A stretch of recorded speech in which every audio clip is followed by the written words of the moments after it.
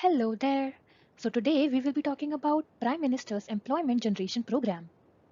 The Prime Minister's Employment Generation Program, PMEGP, is a credit-linked subsidy program launched by Ministry of MSME to generate employment opportunities in both rural and urban areas. With the help of PMEGP scheme, the government offers subsidies up to 35% of the total project cost. The project cost covered is up to 20 lakh for service units and 50 lakhs for manufacturing units. Talking about interest rate, it varies from lender to lender. Person shall be at least 18 years of age. Maximum project cost can be 20 lakhs for service unit and 50 lakhs for manufacturing unit.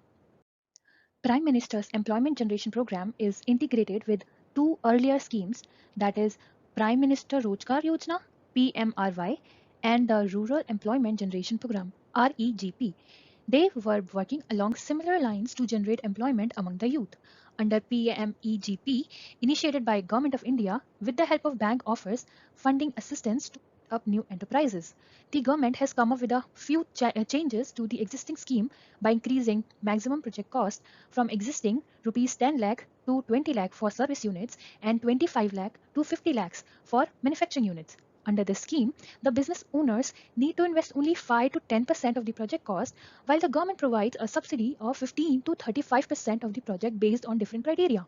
The participating banks offer term loans to applicants for the balance amount of the total project at a competitive interest rate. Objectives of PMEGP.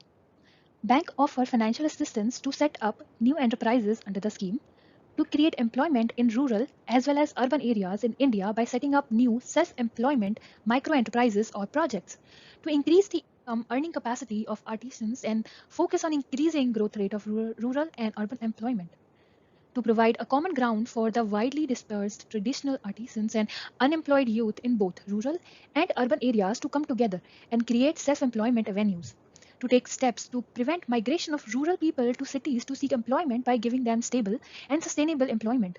This is especially for traditional and prospective artisans and rural and urban unemployed youth who get traditionally and seasonal employment and remain unemployed the rest of the year. As discussed above, here is the bifurcation under the scheme. You can see how much own share is required and how government will help with banks.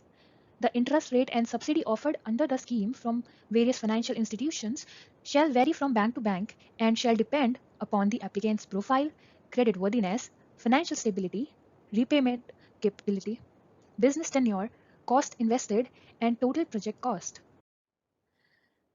Now that we know about funding percentages, let's talk about eligibility criteria. The loan is offered to individuals as well as other organizations that meet the specified criteria for such a term loan. Individuals must have passed at least class 8th of schooling if they want to establish a manufacturing unit costing up to 25 lakhs or a service unit costing up to 10 lakhs. Eligible entities are business owners and entrepreneurs, MSMEs, self-help groups and charitable trusts, societies that are registered under Society Registration Act, production cooperative societies, and there is no income ceiling to avail business loan under the scheme. Loans are offered to new units and are not available for existing units established under PMRY, REGP, or any other government scheme. Moreover, any unit that has availed subsidy under any other scheme is not eligible for the loan. Here are some updates about the scheme.